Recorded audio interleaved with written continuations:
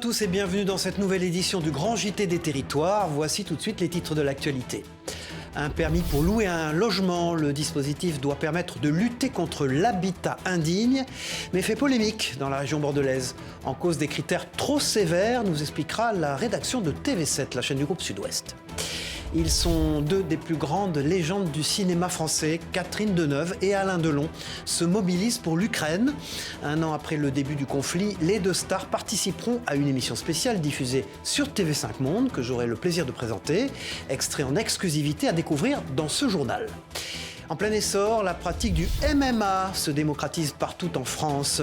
Ce sport physique de combat spectaculaire séduit notamment de plus en plus les jeunes, comme nous le montrera TVR dans la région rennaise en Bretagne.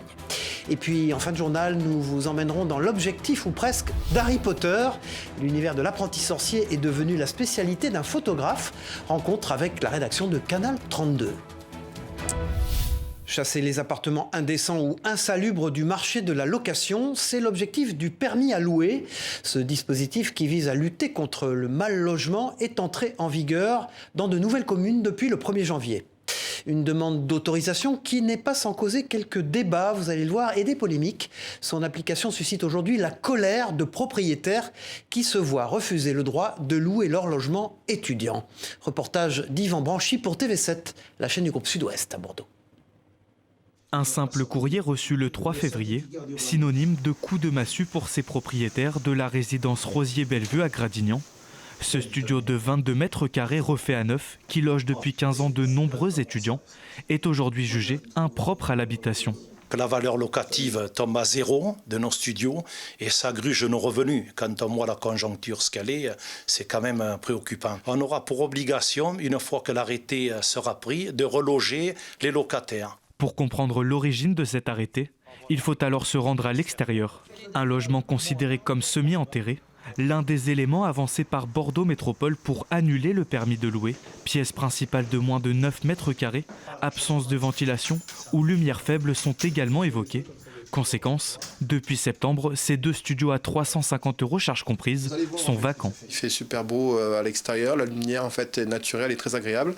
Et donc tout au long de la journée, les studios sont suffisamment éclairés. Personne ne s'est jamais plaint en fait d'un défaut d'éclairement en particulier ou d'humidité. Vous voyez en fait, il n'y a pas de traces d'humidité sur les murs. On est consterné, on ne comprend pas en fait cette décision. Une consternation pour les propriétaires, mais également pour les locataires. Paul habite ici depuis 4 ans et devra prochainement quitter les lieux. J'ai des potes qui sont au Crous et franchement, on est logés à peu près à la même enseigne. C'est le même niveau. De son côté, la métropole admet une situation complexe, mais maintient que malgré des travaux, aucun recours n'est possible. Le problème, c'est que la loi, elle met des règles et que nous, notre mission, c'est de faire respecter la loi. Donc on n'a pas les capacités et les moyens de dire oui, on vous autorise à déroger à la loi. Donc voilà, c'est vrai que c'est une situation qui est complexe parce que ça rend des services aux propriétaires, ça rend des services aux étudiants. En un peu plus d'un an, 1800 demandes de permis de louer ont été enregistrées pour une trentaine de refus, dont les propriétaires de la résidence Rosier-Bellevue qui seront prochainement rencontrés par la métropole en présence du maire de Gradignan. Une journée de manifestations et des débats encore mouvementés à l'Assemblée nationale. La réforme des retraites n'en finit plus de faire l'actualité. Mais au-delà de l'âge légal de départ à la retraite, c'est l'exercice du travail qui est interrogé dans cette réforme. Pour plus de souplesse, les salariés de l'URSSAF de Picardie pourront désormais choisir de travailler 36 heures en 4 jours au lieu de 38 en 5 jours. Un choix sur la base du volontariat. Précision et images recueillies par WEO Télé, la chaîne du Courrier Picard et de la Voix du Nord. Les avantages, c'est ce qui nous était demandé, c'est un peu plus de souplesse, un peu plus de flexibilité. Certains emplois et métiers s'y prêtent bien, donc par définition, vous avez un jour de plus off dans la semaine. Les inconvénients, on les connaît aussi, c'est que c'est des journées assez longues, c'est-à-dire que 9 heures avec une pause déjeuner au milieu, c'est une journée assez lourde. Donc il faut avoir des activités un peu variées, on ne peut pas rester 9 heures sur un écran, donc il faut pouvoir alterner certaines activités. À l'international, l'actualité est marquée bien sûr par les conséquences du séisme qui a touché le sud de la Turquie et de la Syrie. Une tragédie qui a causé la mort de dizaines de milliers de personnes et qui a entraîné un élan de mobilisation en France. Exemple à Toulouse où une association centralise les dons avant les départs pour les zones sinistrées. Reportage de Stéphanie Forgeois pour Via Occitanie sur place. Ils viennent de toute la France. Depuis le séisme qui a touché la Turquie, une association toulousaine centralise les dons de différentes associations françaises. Le but, trier, regrouper et charger des camions qui partiront par la suite dans le pays sinistré. Un carton, en fait, on va l'ouvrir, on va quantifier ce qu'il y a à l'intérieur. Donc, c'est-à-dire, on va vous donner une fiche où vous allez mettre combien il y a de cartons, par exemple, de compresses, etc. En contact direct avec le consulat de Bordeaux et le ministère des Affaires étrangères, Nisrine Daoudi chapeaute le projet afin que les 7 tonnes de vêtements, médicaments ou encore chaises roulantes soient acheminées au plus vite en Turquie. C'est pour ça qu'en fait, l'Association Sans Frontières, elle est vraiment mobilisée parce qu'en fait, elle est en temps réel au courant des besoins. Donc, ce qui fait qu'il y a beaucoup plus d'envois, etc.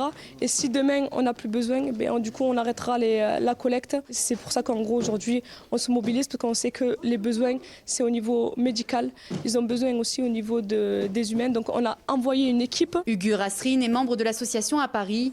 Pour lui, venir à Toulouse était à la fois logique et nécessaire. D'envoyer un semi-remorque, enfin un poids lourd jusqu'en Turquie, c'est un coût. Donc nous, on voulait vraiment être sûr d'avoir une destination finale gérée par le gouvernement turc. Donc on voulait absolument que ça parte par avion, être sûr, avoir un traçage et réceptionner sur place via une association qui est déjà sur place. Le convoi devrait partir ce week-end par avion et par bateau, chacun pouvant contenir 700 kilos de marchandises. 3 médecins de l'association Sans Frontières sont également partis prêter main forte. Pour l'heure, le bilan provisoire est de plus de 35 000 morts. Voilà une situation pour le moins compliquée au Moyen-Orient qui questionne évidemment les technologies utilisées pour prévenir ce type d'événement. En France, le département de la Loire abrite l'une des 35 stations sismologiques de l'Observatoire international Géoscope. Ces lieux scellés et dont vous voyez quelques images grâce à nos partenaires de TL7 sur place permettent de mesurer précisément les mouvements du sol survenus dans le monde entier. Sans transition en Ukraine, la guerre continue de faire rage presque un an après le début du conflit. Un triste anniversaire pour lequel se mobilisent 2 monstres sacrés du cinéma, Catherine Deneuve et Alain Delon, qui interpréteront chacun des poèmes ukrainiens dans le cadre d'une émission spéciale diffusée sur les antennes de TV5 Monde. Vous découvrez là aussi quelques images de leur venue sur le plateau de la chaîne. Les 2 stars françaises qui interviendront dans la même émission que la première dame ukrainienne, Olena Zelenska. Regardez cet extrait en exclusivité de cette émission. Je n'ai plus ni bonheur, ni liberté. Une seule espérance m'est restée. Revenir un jour dans ma belle Ukraine. Revoir une fois ma terre lointaine. Contempler encore le Dniepr, si bleu. Y vivre ou mourir, importe bien peu. Quand je serai mort, mettez-moi dans le théâtre qui sert de tombe. Au milieu de la plaine immense, dans mon Ukraine bien-aimée. Les initiales de la liberté sont celles de la République, des femmes, des hommes et de tout ce qui a vie. La liberté est capitale de toute nation. Face à l'Ukraine avec les interventions d'Alain Delon et de Catherine Deneuve, notamment, sera diffusée les jeudis 23 et vendredi 24 février à 9h30 jeudi et à 17h vendredi sur TV5 Monde. Voilà, et face à l'horreur et l'indicible, bien souvent, c'est l'art qui prend le relais. Régis Hector, dessinateur de presse notamment, réalise depuis un an des dessins sur le conflit russo-ukrainien. Des illustrations partagées sur Internet par le Musée d'Histoire et de la guerre de Kiev. Immersion dans son atelier avec Jean Milon de Moselle TV, regardez. Alors ce dessin, c'est tout simplement Vladimir Poutine qui ne se pose aucune question, c'est-à-dire qu'il s'endort et à la place de compter les moutons, je l'ai fait en train de compter les morts. Le message est toujours le même, dénoncer les atrocités de la guerre. Pour cela, pas de grands discours, mais des coups de crayon bien efficaces. Mes armes, à moi, c'est le crayon. Je n'utilise pas des balles, j'utilise des bulles, donc c'est ma manière de les aider. Avec l'humour, et c'est pas toujours un exercice facile parce que devant certaines exactions, dernièrement il y a eu un massacre d'enfants, je suis désarmé des fois. C'est pas un sujet toujours très facile. Et moi je le dis toujours, j'aimerais bien justement un jour dire que je n'ai plus besoin de faire de dessin. Des idées, Régis Hector en a pourtant à l'appel, comme cette terre prête à exploser, ou encore Staline et Hitler berçant leur petit Poutine. J'ai fait Adolf Hitler en train de lui donner le sein, puisqu'il dit qu'il chasse les nazis d'Ukraine, mais actuellement celui qui se conduit comme un nazi, c'est bien lui. Des dessins qui se retrouvent depuis 1 an sur une page internet dédiée au dessinateur. Elle est publiée par le musée d'histoire et de la guerre de Kiev lui-même. En tout, 41 œuvres reflétant la résistance inébranlable des Ukrainiens et la futilité des plans des envahisseurs sont ainsi à découvrir. Passionné, mais surtout très concerné par cette guerre, Régis Hector planche aujourd'hui sur une BD. Alors, il se documente. Si je dois dessiner un char, autant que ce soit un char qui existe. Il y a un côté, bon, je ne vais pas faire de l'hyperréalisme non plus, mais il faut que je donne de l'authenticité quand même à mon dessin. Une BD centrée sur l'humain, plus que la guerre en elle-même, un véritable gage d'espoir dans un conflit long de bientôt 1 an. Des costumes, des masques et beaucoup de couleurs. Le carnaval de Venise se tient jusqu'à mardi prochain en Italie. Un événement historique auquel participe chaque année depuis 35 ans une association grenobloise, son nom Les Ineffables. Les caméras de Télé Grenoble se sont glissées dans leur atelier avant leur départ. Cagettes, boîtes d'œufs, bouteilles en plastique ou encore bouchons de parfum. Tous leurs costumes sont fabriqués à partir de matériaux de récupération. Reportage signé Jade Lanier, regardez. Créer des masques et des costumes à partir de matériaux de récupération, c'est l'objectif de l'association Les Ineffables.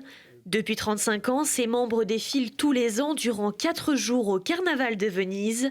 Et cette année, le thème choisi par Les Ineffables est la nature selon l'architecte Gaudi. Je me suis inspirée des colonnes de l'église de la Sagrada Familia. Donc ça, c'est les colonnes. Et ça, c'est les vitraux qui sont soutenus par les colonnes. Le masque, il va se composer donc d'une armature métallique. Il va y avoir un masque style de Venise, mais un peu travaillé. Et puis derrière, il y aura des vitraux. Mon idée, moi, c'était de reproduire ces fameux toits extraordinaires avec des tuiles en forme de perles, qui sont extrêmement esthétiques, en tout cas ça m'a marqué. Cagettes, boîtes d'œufs, bouteilles en plastique, pâte fimo, perles ou encore bouchons de parfum, tout est recyclé et transformé pour créer des vêtements et accessoires uniques. L'objectif, faire travailler son imaginaire et partager des moments créatifs et collectifs. Les idées sont véhiculées par les uns, par les autres. On a sa propre idée de départ de ce qu'on a envie. Et puis, suivant les matériaux, la richesse de ce qu'on trouve, on dévie sur l'idée ou alors on conforte son idée. Mais il faut trouver une solution pour arriver au bout de ce qu'on avait envie. Donc ça apporte un intérêt déjà esthétique parce qu'on va quand même très loin au niveau des techniques et puis ça apporte un grand bien pour soi-même. Les membres de l'association Les Ineffables défileront du 18 au 21 février prochain dans les rues de Venise. Leurs masques, eux, seront utilisés pour d'autres manifestations extérieures. De l'Italie à la Martinique, la saison des carnavals se poursuit également sur l'île. Avant les grands rendez-vous festifs des lundis et mardis gras, les habitants sont en pleine finalisation de leurs costumes. À l'image, vous voyez notamment des parents d'élèves et des professionnels peaufiner les derniers détails avant la grande parade organisée dans les rues de Fort-de-France. Des images fournies par nos partenaires sur place de Via ATV Martinique. Et puis en ce mois de février, s'il fait beau et chaud en Martinique, en métropole, les températures sont bien plus fraîches. C'est pas un problème néanmoins pour les enfants en pleines vacances d'hiver. Les colonies de vacances notamment battent leur plein. Reportage dans l'une d'elles avec une 60aine d'apprentis skieurs. Benjamin Delmas pour 7 à Limoges. Le Lioran, la station d'hiver du Cantal, accueille les apprentis skieurs limougeaux. Mis en place par la ville de Limoges, ce séjour rend accessible grâce à ses tarifs attractifs le chemin des pistes de ski aux 7-17 ans. Ils sont 67 semaines, autant la semaine prochaine. Ah, je comprends pas, ça glisse, il y a trop de verre. J'ai un groupe de ski de 10 enfants, donc nous avons effectué des alpins. Là, les petits sont en train de découvrir comment skier en parallèle. On a directement attaqué une piste bleue. Tout en haut de la montagne, au début on a un peu flippé, mais en vrai ça va, elle était trop bien. L'occasion pour les jeunes de découvrir le milieu montagnard, mais surtout de partager de nouvelles expériences dans un cadre unique. La station du Lioran, c'est la première station du Massif central. avec 42 pistes, 60 km de pistes et une vingtaine de remontées mécaniques. Hébergé au centre du Bec de l'Aigle, propriété de la ville de Limoges, c'est toute une infrastructure qui rend ce séjour possible. Pendant que certains se démènent dans la poudreuse, d'autres s'affairent en cuisine. On a fait une activité cuisine. Donc on a fait des gâteaux au chocolat, des gâteaux au yaourt, crumble aux poires, etc. Et puis après on a joué tous ensemble dans la salle pendant qu'il y a d'autres groupes qui étaient au ski et au snow. Et l'objectif c'est vraiment qu'ils se fassent plaisir. Nous on est là pour qu'ils soient heureux, que ça se passe bien. Batterie rechargée, retour sur les pistes pour un après-midi dédié à la glisse. Pas toujours facile de garder son équilibre dans ses premiers jours dans la poudreuse. Une chose est sûre, les petits Limougeaux auront fait plein de souvenirs pendant cette colo. Longtemps interdites en France, les compétitions de MMA se développent depuis 3 ans dans l'Hexagone. Ce sport de combat impressionnant séduit de plus en plus d'adeptes. En Bretagne, une association propose même des cours ouverts aux plus jeunes. Pas de combat en tant que tel, mais des techniques pour apprendre à se défendre et pour transpirer aussi. Un sujet de Capucine Collin-Guillochin pour la chaîne TVR à Rennes. Regardez. Ok, c'est parti. Tous les mercredis soirs, Malouane et Amel, 9 ans, se donnent rendez-vous pour leur activité hebdomadaire. T-shirt avec des petits cœurs, petites chaussettes roses, mais ne vous fiez pas aux apparences. Ce soir, c'est MMA. Discipline dont la pratique est légalisée en France depuis 2020 seulement, le MMA est un mélange de plusieurs arts martiaux. Les combats professionnels se multiplient dans le pays, comme ici, à Rennes, en septembre dernier. Mais à Guy Primessac, pas d'octogone ni de KO, que des exercices. Je vais essayer, je vais venir le chercher aux jambes. Ouais. D'accord. Mais bon, quand même, quand on dit dans la cour de récré qu'on fait du MMA, ça impressionne. Moi, mes copines et tout, elles disent « Ah ouais, sérieusement moi, je l'ai déjà vu à la télé et tout, mais c'est éclatant. » Moi, je leur dis que c'est pas autant violent qu'à la télé, parce que c'est des professionnels. Ouais, c'est des professionnels, et alors que nous, on fait plus des exercices pour savoir se défendre, la self-défense, quoi. Et du self-control, justement, les mamans ont dû en faire preuve quand les bambins ont préféré cela au tennis ou au piano, par exemple. Mais aujourd'hui, elles assistent volontiers aux entraînements des petits combattants. Ils font du sol, ils font aussi de la maîtrise debout. Et puis, moi je vois Malouane, il ne se bat pas à l'école pour autant. Ouais, mais elle pourrait être un petit peu bagarreuse, donc du coup ça la canalise. Cette année, comme Malouane et Amel, ils sont une trentaine à pratiquer dans le dojo. Des grands, des petits, costauds ou un peu moins. Et ce n'est pas qu'un défouloir. Vos conditions physiques, c'est très intéressant pour garder la forme. Pour les jeunes, ça leur donne la confiance, ça permet de travailler la coordination. L'appréhension de la chute aussi, c'est important, je trouve. Allez, partons à la découverte maintenant dans ce journal de nos savoir-faire locaux, avec d'abord la rencontre du seul vinaigrier de la région savoyarde. Une histoire de reconversion pour Benoît Badin qui récupère son vin localement pour le transformer en vinaigre. Tantôt rouge, tantôt blanc, ces produits sont déjà vendus dans plusieurs grandes surfaces. Une rencontre vinaigrée forcément signée Manon Toiti pour 8 Mont-Blanc. On pourrait presque dire qu'il est tombé dans le vinaigre par hasard. Benoît Badin était chef de projet dans l'énergie hydroélectrique. Il voyageait beaucoup et souhaitait retrouver du sens dans sa profession. L'idée de sa reconversion en tant que vinaigrier est arrivée quelque temps après, un peu par surprise. La vraie histoire, c'est qu'en fait, j'ai eu le flash en finissant une bouteille de vinaigre un soir de juillet 2021 et s'en est suivi un petit éclat de rire et en se disant « Ah, je crois que j'ai trouvé ». Et puis, depuis, j'ai déroulé la pelote et me voilà. Depuis plusieurs mois, il produit son vinaigre dans son atelier à La Biole. Benoît a tout appris sur le tas. Grâce à ses connaissances en chimie, il vérifie la qualité de sa production avec des méthodes d'un autre temps. Alors, cette partie, c'est une partie de contrôle qualité, je dirais. Je suis en train de m'assurer que le vinaigre que je produis est à 6 degrés d'acidité, ce qui est une norme réglementaire pour le vinaigre de vin. Il faut compter au moins 3 mois pour avoir un produit fini. Et c'est dans une pièce chauffée que la magie opère. Les tonneaux abritent une mer de vinaigre et Benoît ajoute du vin petit à petit pour la nourrir. Il a fait le choix de ne travailler qu'avec des produits locaux. Et pour rester local, ses premiers clients sont à 50 mètres de chez lui. Ce restaurateur travaille avec des produits de la région et quand on lui a dit qu'il pouvait même trouver du vinaigre à côté de chez lui, il a sauté sur l'occasion. Ça me paraît juste normal de travailler comme ça, quoi. Il y a de très bonnes choses, très bons producteurs, très bons produits aux alentours. Pourquoi aller voir ailleurs en fait? Benoît, il est à peine 50 mètres du restaurant. Il y a vraiment un savoir-faire derrière. Et on sent quand même vraiment une différence au niveau du goût, des recettes, du travail en tout cas. Benoît espère pouvoir produire jusqu'à 15 000 litres de vinaigre par an. Son produit se trouve déjà en tête de gondole de plusieurs grandes surfaces aux alentours. Et pour une fois, espérons pour lui que le vin tournera au vinaigre. Nous partons dans l'Ariège dans ce journal. Lui, il est le seul gardien d'une tradition historique. Pascal Jussot est un artisan sabotier, le dernier de sa vallée, un métier rare et précieux. Ce passionné confectionne chacune de ses pièces seul avec du bois issu de forêts locales et à l'aide d'outils spécifiques. Du modelage à la personnalisation, cet artisan répète inlassablement les mêmes gestes depuis plus de 30 ans. Une longévité qu'il doit notamment à la production et à la vente de sabots de jardin. Images et précisions de Clément Gassi pour la Dépêche du Midi. Il y a une demande de plus en plus importante pour les jardiniers, pour le côté solide, sain, chaud, naturel et durable. En fait, c'est tout l'inverse du caoutchouc, le bois, ou du plastique. Franck Lecrenet est un photographe indépendant féru des 24 heures du Mans, un amour pour la course mythique qui lui a permis de décrocher la médaille d'or nationale de photographie sportive. Prochaine étape, la Coupe du Monde d'ailleurs, dont les lauréats seront connus le 17 mars prochain. Un sujet d'Anthony Piton pour LMTV Sarthe. Dans le viseur de Franck Lecrenet, les voitures de course. Ce photographe professionnel est installé dans l'Orne.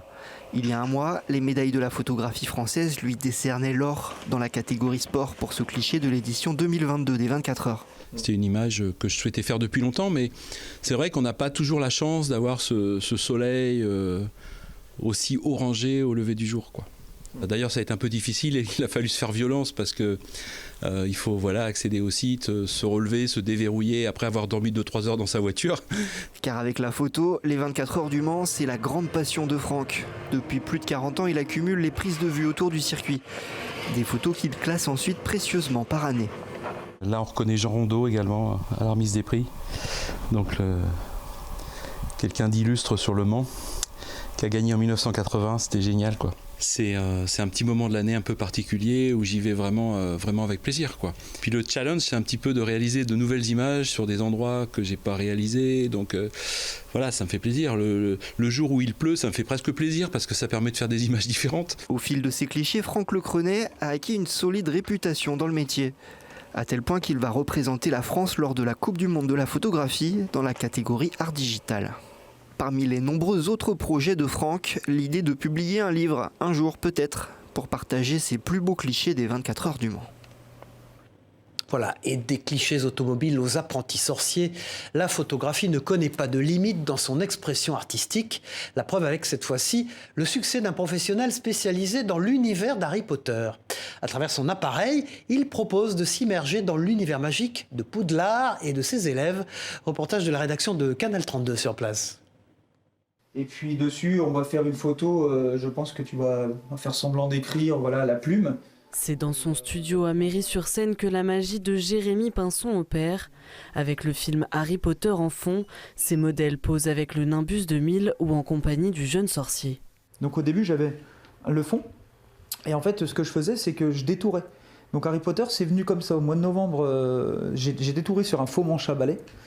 Ma fille, et du coup je l'ai mis sur un terrain de Quidditch. Et là ça a plu, j'ai vu que ça a plu, et il y a eu des fans comme ça, des clients pour d'autres choses, et j'ai fait le marché de Noël, des trucs comme ça qui m'ont dit Harry Potter c'est bien, donc du coup j'ai commencé à investir dedans. Après avoir travaillé plusieurs années en tant que commercial, le Méricien s'est reconverti d'abord dans le graphisme, puis est devenu photographe. Il a ouvert son studio en septembre 2022. Au fil du temps, Jérémy a acquis une collection importante d'objets qu'il met à disposition de ses clients pour le shooting. Ensuite, place à la magie grâce au logiciel de retouche. De la première photo que j'ai sortie en mois de novembre d'Harry Potter à aujourd'hui, ça n'avait encore plus rien à voir. Par contre, le grain restera maintenant toujours le même. Je voulais qu'il y ait un côté affiche, un côté peinture. C'est le scénario en fait que je vais chercher maintenant. Objectif, proposer une immersion dans le monde magique des sorciers de Poudlard, une expérience pour tous les fans. Ça peut toucher les adultes, mais ils osent pas se prendre en photo. C'est ça en fait par contre le compromis qui est dur à faire pour les adultes. On aimerait bien en fait être à la place de nos enfants. Mais il faut passer derrière la caméra devant et c'est compliqué, quoi. Je veux vraiment que le fan il puisse toucher à des objets qu'il n'a pas l'habitude d'avoir chez lui, parce que c'est vrai que ça a un coût. Le photographe propose d'autres prestations, mais celle-ci plaît particulièrement. Jérémy fourmille d'idées, il aimerait proposer une exposition ou encore réaliser des courts-métrages sur le thème d'Harry Potter. Voilà, c'est la fin de cette édition. Merci de nous avoir suivis. On se retrouve très vite pour une nouvelle édition. Au revoir à tous.